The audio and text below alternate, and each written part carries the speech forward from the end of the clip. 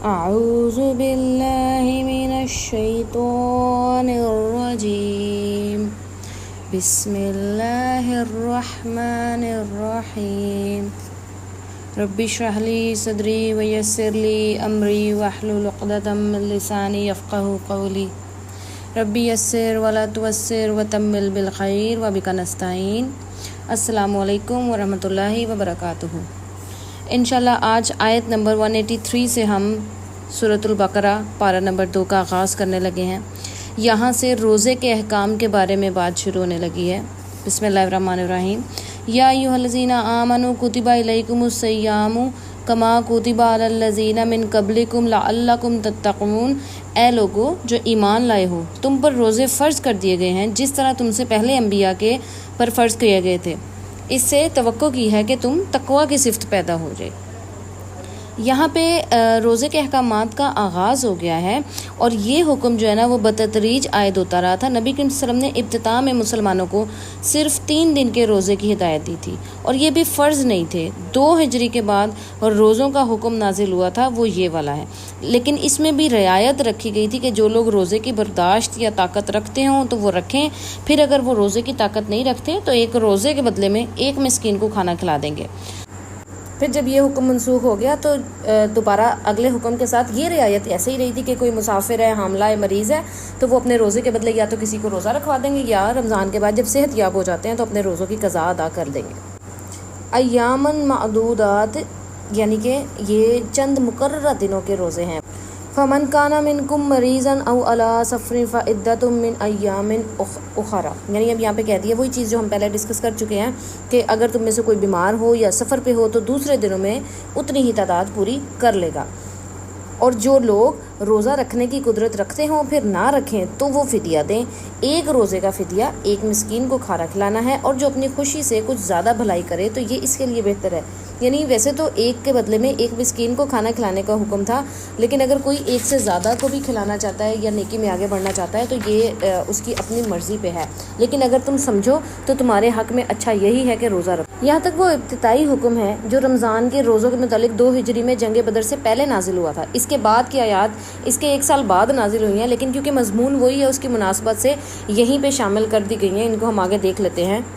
شہر رمضان الذی انزل فیہ القرآن ھدی للناس وبینات من الھدی والفرقان۔ رمضان وہ مہینہ ہے جس میں قرآن نازل کیا گیا جو انسانوں کے لیے سراسر ہدایت ہے اور ایسی واضح تعلیمات پر مشتمل ہے جو راہ راست دکھانے والی اور حق اور باطل میں کھول کر فرق کر دینے والی ہے۔ لہٰذا اب سے جو شخص اس مہینے کو پائے اس کو لازم ہے کہ اس پورے مہینے کے روزے رکھے، اور جو کوئی مریض ہو یا سفر پر ہو تو وہ دوسرے دنوں میں روزوں کی تعداد کو پورا کر لے۔ اب یہاں سے وہ رخصت کے جو رکھنا چاہتا ہے رکھ لے، اور اگر کوئی روزہ نہیں رکھنا چاہتا تو وہ کسی کو کھانا کھلا دے والی رخصت ختم ہو گئی ہے۔ ہاں، مریض اور مسافر پہ جو ایک رخصت تھی کہ بعد میں تعداد پوری کر لے، وہ ویسے کی ویسی ہے، لیکن سفر کی حالت میں روزہ رکھنا یا نہ رکھنا آدمی کے اوپر چھوڑ دیا گیا ہے۔ نبی کریم صلی اللہ علیہ وسلم کے ساتھ جب صحابہ سفر کیا کرتے تھے نا تو ان میں سے کوئی روزہ رکھتا اور کوئی نہیں رکھتا تھا، اور دونوں گروہوں میں سے کوئی دوسرے پہ اعتراض بھی نہیں کرتا تھا۔ خود نبی کریم صلی اللہ علیہ وسلم کبھی سفر میں روزہ رکھ لیا کرتے تھے اور کبھی نہیں رکھا کرتے تھے۔ اور ایک سفر کے موقع پر ایک شخص بدحال ہو کر گر گیا، اس کے گرد لوگ جمع ہو گئے۔ نبی کریم صلی اللہ علیہ وسلم نے یہ حال دیکھ کر دریافت کیا، کیا معاملہ ہے؟ عرض کیا گیا روزے سے ہے۔ فرمایا یہ نیکی نہیں ہے۔ جنگ کے موقع پہ تو حکمن روزے سے روک دیا جاتا تھا تاکہ دشمن سے لڑنے میں کمزوری لاحق نہ ہو۔ یعنی اگر ہمیں لگتا ہے کہ ہمارے اندر ہمت نہیں ہے تو ہم روزہ چھوڑ سکتے ہیں۔ اللہ تعالیٰ نے رخصت دیا، اپنے اوپر مشکل ڈالنے کی کوئی ضرورت نہیں ہے۔ ہاں، بعد میں اس کی تعداد کو پورا ضرور کرنا ہے، اس کی قضا ادا کرنی ہے۔ اب آگے اللہ نے خود کہہ دیا یرید اللہ بکم الیسر ولا یرید بکم العسر۔ اللہ تمہارے ساتھ نرمی کرنا چاہتا ہے، سختی کرنا نہیں چاہتا ہے، اسی لیے یہ طریقہ نہیں بتایا جا رہا ہے تاکہ تم روزوں کی تعداد پوری کر سکو۔ اور جس ہدایت سے اللہ نے تمہیں سرفراز کیا ہے اس پر اللہ کی کبریائی کا اظہار اور اعتراف کرو اور شکر گزار بن جاؤ۔ بیسیکلی اللہ تعالیٰ نے بتا دیا کہ رمضان کے دنوں کو صرف مخصوص نہیں کیا روزوں میں، اگر کوئی شرعی عذر ہے، کسی وجہ سے روزے چھوڑنے پڑ جاتے تو اس کی قضا کے لیے باقی دنوں میں رخصت دے دی ہے، تاکہ بیسیکلی رمضان میں روزہ قرآن کی جو نعمت ہمیں دی ہے نا اس کا شکر ادا کرنا ہے، تو کوئی بھی شخص اس شکر کے ادا کرنے کے قیمتی موقع سے محروم نہ رہ جائے۔ اس لیے جو رمضان میں نہیں کر پایا ہے وہ بعد میں اس کا شکر ادا کر لے روزے رکھ۔ یہاں سے انتہائی خوبصورت آیت آ رہی ہے اللہ تعالیٰ سے دعائیں مانگنے کے سلسلے میں۔ وَإِذَا سَأَلَكَ عِبَادِي أَنِّي فَإِنِّي قَرِيبٌ أُجِيبُ دَعْوَةَ الدَّاعِ إِذَا دَعَانِ فَلْيَسْتَجِیبُوا لِی وَلْیُؤْمِنُوا بِی لَعَلَّهُمْ یَرْشُدُونَ۔ اور اے نبی کریم صلی اللہ علیہ وسلم، میرے بندے اگر تم سے میرے متعلق پوچھیں تو انہیں بتا دو کہ میں ان سے قریب ہی ہوں۔ ہر پکارنے والا جب مجھے پکارتا ہے میں اس کی پکار سنتا ہوں اور جواب دیتا ہوں، لہٰذا انہیں چاہیے کہ میری دعوت پر لبیک کہیں اور مجھ پر ایمان لائیں۔ یہ بات تم انہیں سنا دو، شاید کہ وہ راہ راست پا لیں۔ یہاں پہ اللہ تعالیٰ نے ہر بات جو وسیلے کی طرف جاتی ہے یا اللہ تعالیٰ سے دعا کرتے ہوئے سفارش کی ضرورت پڑتی ہے، اس سارے کانسیپٹ کو ختم کر کے ایک چیز واضح کرتی ہے۔ اللہ کا بندہ کبھی زندگی میں، جس نے کبھی اللہ کو نہیں پکارا، کبھی زندگی میں خیال آیا اور اللہ کو پکار دیا، اللہ نے کہا ہے جب کبھی پکارتا ہے میں اس کی پکار سنتا ہوں۔ یعنی اللہ ہر وقت اپنے ہر بندے کی پکار سن رہے ہیں، لیکن ساتھ میں ایک بات یہ کہہ دی ہے کہ وہ بھی میری دعوت پہ لبیک کہے۔ یعنی ہم نے صرف اپنی ضرورت کے وقت اللہ کو نہیں پکارنا ہے، پر جب اللہ نے ہماری دعا قبول کی ہے یا ہماری ہر پکار پہ ہمیں اللہ تعالیٰ جواب دیتا ہے تو ہمیں بھی چاہیے کہ ہم اللہ کے حکم کی پابندی کریں، نماز ادا کریں، روزے رکھیں، اللہ کے فرائض کو پورا کریں۔ اللہ نے کہا ہے کہ یہ بات بتا دو، شاید کہ کوئی راہ راست پا لے۔ اور یہ آیت واضح ہے اس چیز پہ کہ اللہ تعالیٰ ڈائریکٹ ہماری دعائیں سنتے ہیں۔ اللہ تعالیٰ سے ایک تعلق بنانے کی ضرورت ہے۔ جن کا تعلق اللہ سے مضبوط ہو جاتا ہے، آپ خود نوٹ کریں گے کہ کبھی خواہش ابھی آپ کے دل میں آئے گی، اللہ سے مانگی بھی نہیں ہوگی اور وہ چیز پوری ہو جائے گی۔ کچھ کھانے کا دل کرے گا، وہ چیز سامنے آ جائے گی۔ یہ کیا ہے؟ اللہ تعالیٰ ہر بندے کے دل کی آواز کو بھی سن رہا ہوتا ہے۔ آگے کہہ دیا گیا ہے اُحِلَّ لَکُمْ لَیْلَۃَ الصِّیَامِ الرَّفَاثُ إِلیٰ نِسَائِکُمْ، تمہارے لیے روزوں کے زمانے میں راتوں کو اپنی بیویوں کے پاس جانا حلال کر دیا ہے۔ وہ تمہارے لیے لباس ہیں اور تم ان کے لیے۔ اللہ کو معلوم ہو گیا ہے کہ تم لوگ چپ کے اپنے آپ سے خیانت کر رہے تھے، مگر اس نے تمہارا قصور معاف کر دیا اور تم سے درگزر فرمایا۔ شروع میں جو یہ سمجھا جاتا تھا کہ رمضان کے روزوں میں رات کے وقت شوہر اپنی بیویوں کے پاس نہیں جا سکتے، لیکن پھر بھی وہ اس خواہش کے ساتھ اسے ناجائز سمجھتے ہوئے بھی بیویوں کے پاس چلے جایا کرتے تھے۔ تو اللہ تعالیٰ نے کہا ہے کہ آپ چپ کے اپنے آپ سے خیانت کریں، کیونکہ اللہ سے تو کوئی نہیں نہ چھپ سکتا ہے نہ بچ سکتا ہے، لیکن جو کچھ ماضی میں ہو گیا اللہ نے کہا ہے کہ وہ میں نے معاف کر دیا، اس سے درگزر کر دیا ہے۔ اور اب کے بعد آپ کو روزے کے افطار کے بعد سے لے کے اگلی سحری کے وقت تک آپ کو اجازت ہے، آپ اپنی بیویوں کے پاس جا سکتے ہیں۔ پھر اسی کو واضح کیا جا رہا ہے وَقُولُوا وَاشْرَبُوا حَتَّى يَتَبَيَّنَ لَكُمُ الْخَيْطُ الْأَبْيَضُ مِنَ الْخَيْطِ الْأَسْوَدِ مِنَ الْفَجْرِ، یعنی اب تم اپنی بیویوں کے ساتھ شب باشی کرو اور جو لطف اللہ نے تمہارے لیے جائز کر دیا ہے اسے حاصل کرو، نیز راتوں کو کھاؤ پیو یہاں تک کہ صبح کی سیاہی شب کی دھاری سے الگ ہو جائے، صبح کی دھاریاں نمایاں نظر آ جائیں، تب یہ سب کام چھوڑ کر رات تک اپنے روزے کو پورا کرو۔ اب یہاں پہ ایک اور غلط فہمی جو لوگوں کو تھی، ان کا خیال تھا عشاء کی نماز کے بعد سے لے کے اب کھانا پینا حرام ہو گیا، یا کسی کو لگتا تھا جب تک جاگ رہے ہیں تب تک کھا پی سکتے ہیں، جب آنکھ لگ گئی سو گئے تو سو کے دوبارہ اٹھ کے کچھ کھایا نہیں جا سکتا۔ یہ احکام لوگوں نے اپنے ذہنوں میں سمجھ رکھے تھے اور بڑی ان کی وجہ سے ان کو بڑی تکالیف سے بھی گزرنا پڑتا تھا۔ یہ ساری غلط فہمیاں ان آیات میں دور کر دی گئی ہیں۔ بتا دیا گیا ہے کہ روزے کے متعلق طلوع فجر سے لے کے غروب آفتاب تک مقرر کی بھی حد ہے۔ غروب آفتاب سے طلوع فجر تک رات بھر کھانے پینے میں کوئی مسئلہ نہیں ہے، آزادی دے دی گئی ہے۔ اس کے ساتھ نبی صلی اللہ علیہ وسلم نے سحری کا قاعدہ بھی بیان کر دیا کہ طلوع فجر سے عین پہلے تک آدمی اچھی طرح کھا پی لے۔ دیکھیں اسلام نے اپنی عبادات کے لیے جو اوقات مقرر کیے ہیں وہ کوئی دنیاوی کلاک یا ٹائم کے حساب سے کیا ہی نہیں ہے کہ جس میں کوئی نہ کوئی مسئلہ ہو، یعنی افق کی نشانیوں سے ان کے آثار سے بتا دیا گیا عبادات کے ٹائم کو، تاکہ کوئی کہیں بھی کسی بھی جگہ پہ ہو اس کو ان کے اوقات کو کا پتہ لگانے کے لیے کوئی کسی قسم کا مسئلہ درپیش نہ ہو۔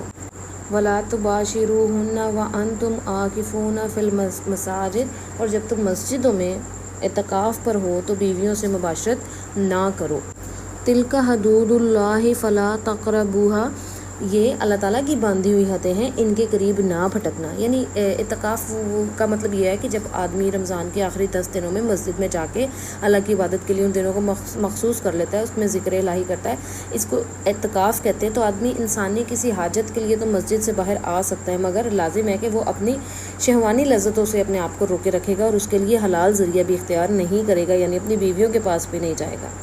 اب یہاں پہ کہہ دیا گیا کہ یہ حدود کس نے بنائی ہیں؟ یہ اللہ نے بنائی ہیں، ان کے قریب بھی نہ بھٹکنا۔ اب دیکھیں یہاں پہ ہم نے دیکھا ہے کہ حدوں سے تجاوز کرنے سے منع نہیں کیا، حدوں کے پاس بھی نہیں جانا، مطلب یہ ہے کہ جس مقام سے حد شروع ہوتی ہے نا، عین اس مقام کے کنارے کنارے پہ بھی گھومتے نہیں رہنا، وہ بھی خطرناک ہے۔ سلامتی اس بات میں ہے کہ اس حد سے ہی بندہ دور رہے کہ بھولے سے بھی قدم پار کر کے اپنی حد کو پار نہ کر دے۔ کذالک یبین اللہ آیاتہ للناس لعلہم یتقون، اللہ تعالیٰ اسی طرح اپنی آیات کو واضح کرتا ہے لوگوں پہ تاکہ وہ تقوی اختیار کریں۔ اب یہ ساری آیات بتانے کا مقصد ہے کہ ہمارے دلوں میں تقوی بیٹھ جائے، ہم اللہ تعالیٰ کے احکامات کو صحیح طریقے سے سمجھ سکیں۔ وَلَا تَأْكُلُوا أَمْوَالَكُمْ بَيْنَكُمْ بِالْبَاطِلِ وَتَدْلُوا بِهَا إِلَى الْحُكَّامِ، اور نہ تم لوگ آپس میں ایک دوسرے کا مال ناروا طریقے سے کھاؤ، اور نہ حاکموں کے آگے ان کو اس غرض کے لیے پیش کرو کہ تمہیں دوسروں کا مال کسی ظالمانہ طریقے سے کھانے کا موقع مل جائے۔ اب اس آیت کا ایک مفہوم تو یہ ہے کہ حاکموں کو رشوت دے کے ناجائز فائدہ اٹھانے کی کوشش نہیں کرنی ہے۔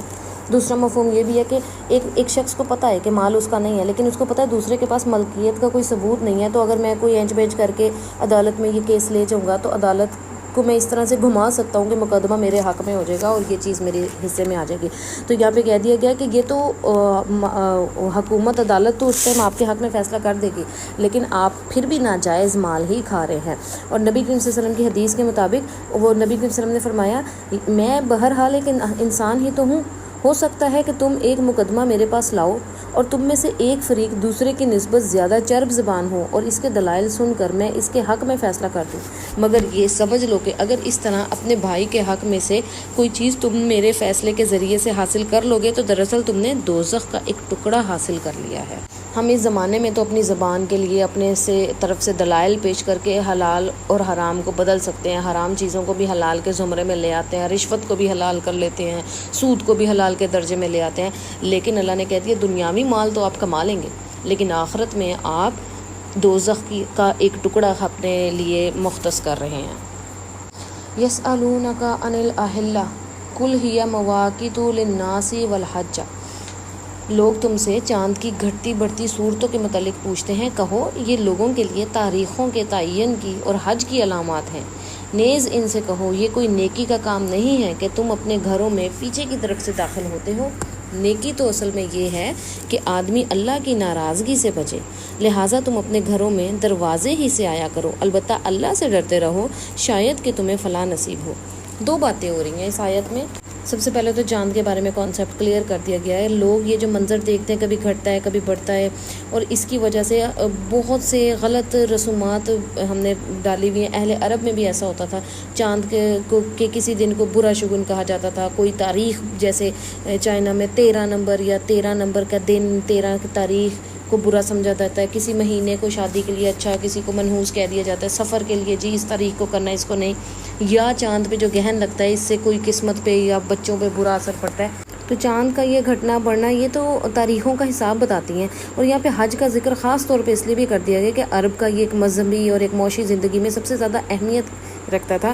4 مہینے حج اور عمرے کے لیے رکھے جاتے تھے، ان مہینوں میں کوئی لڑائی کوئی جھگڑے نہیں ہوتے تھے، راستوں کو محفوظ کیا جاتا تھا اور امن کی وجہ سے کاروبار بھی فروغ پاتا تھا، تو اس سے حج کا تعین کرنا اس کو اسپیسیفکلی یہاں پہ بتا دیا گیا ہے۔ اب یہاں پہ توہم پرستی کی اور یہ عجیب رسومات کا ذکر کرتے ہوئے ایک اور عرب میں جو رسم رائج تھی کہ جب حج کے لیے احرام باندھ لیا ہے تو دوبارہ جب اپنے گھروں میں آنا ہے نا، وہ کہتے تھے آگے کے دروازے سے داخل نہیں ہونا، پیچھے سے دیوار پھلانگ کے یا کھڑکیوں کے ذریعے داخل ہونا ہے گھروں میں۔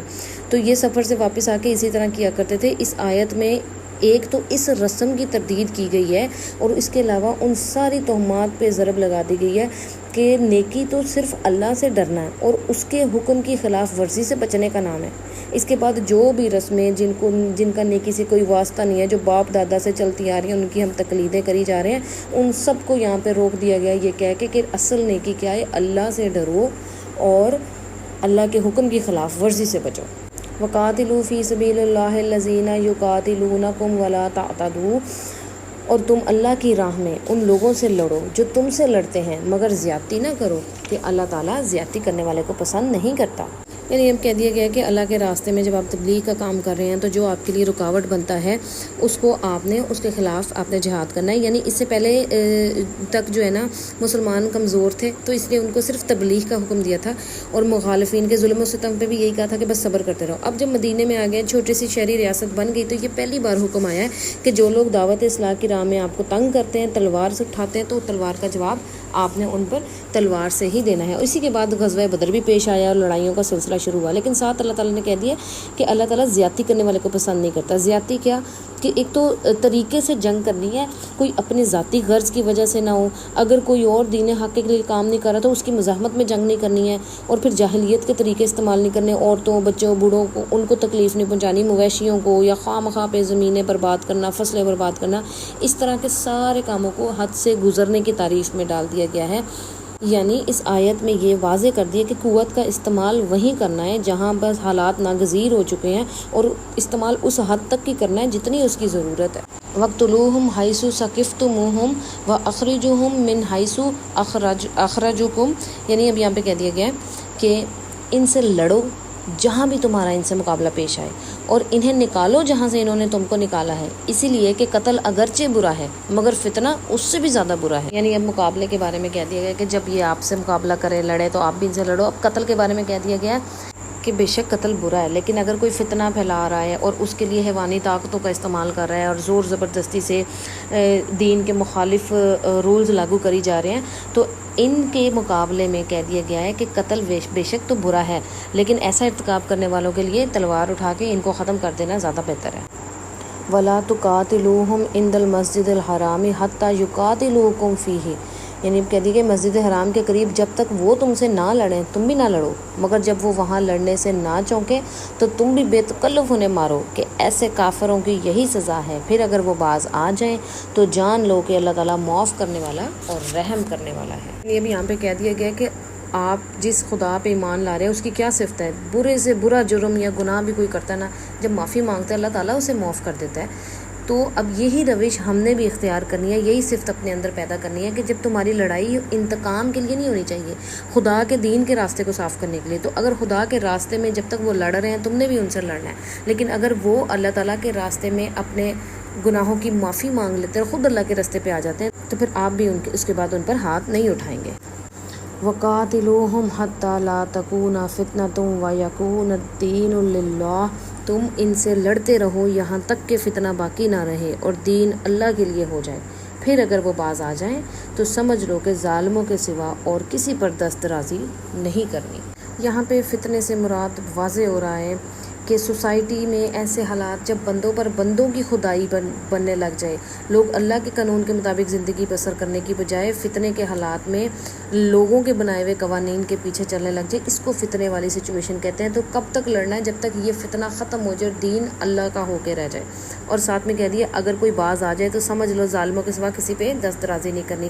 باز آنے سے مراد کفر و شرک سے باز آنا نہیں ہے. کوئی کافر ہے, مشرک ہے, جو بھی ہے, دین کے معاملے میں زبردستی اسے دین میں داخل نہیں کیا جا سکتا, لیکن اگر وہ اپنے باطل قوانین کو جاری کرے اور زبردستی ان کو عمل کرنے کا کہے, ہاں یہ فتنہ ہے, اس کے خلاف تبلیغ بھی کی جائے گی, تلوار بھی اٹھائی جائے گی, اور مومن اس وقت تک چین سے نہیں بیٹھے گا جب تک کفار اپنے اس فتنے سے باز نہ آ جائیں.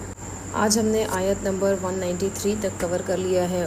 امید ہے آج کے لیے اتنا کافی ہوگا اور بہت کچھ اس میں سے سیکھنے کو ملا ہوگا. ہم نے بہت سے مختلف مضامین کو دیکھا ہے, اور سب سے بڑھ کے جو آیت ہم نے دیکھی ہے کہ اللہ کے سوا اور کسی سے نہیں مانگنا ہے. اللہ تعالیٰ ہر بندے کی ہر وقت دعا کو سنتا ہے اور اسے قبول کرتا ہے. ہمیں کسی سفارش کی ضرورت نہیں ہے. اللہ تعالیٰ خود قرآن میں اپنے بارے میں کہہ رہا ہے کہ نبی کریم صلی اللہ علیہ وسلم میرے بندے اگر آپ سے میرے بارے میں پوچھتے ہیں انہیں کہیں میں ان کے قریب ہوں. تو ہم نے خود اپنے رب کو اپنے اور قریب کرنا ہے, کیونکہ اللہ نے کہہ دیا میں ان کی ہر دعا سنتا ہوں, ان کو بھی چاہیے کہ میری اطاعت کریں. تو ہم اللہ کی اطاعت کر کے اپنے آپ کو اللہ سے اور قریب کریں گے تو ہمارے دنیاوی اور آخرتی معاملات سارے حل ہو جائیں گے. اللہ تعالیٰ سے دعا ہے اللہ تعالیٰ اس سبق میں جو غلطی کوتاہی ہو گئی ہو اسے معاف فرما دے. اللہ تعالیٰ آپ کو اور مجھے دین کو سمجھنے اور اس پہ عمل کرنے والا بنائے. اللہ تعالیٰ آپ کا اور میرا حامی و ناصر ہو. سبحانک اللہم و بحمدک نشہد ان لا الہ الا انت نستغفرک و نتوب الیک. السلام علیکم ورحمۃ اللہ وبرکاتہ.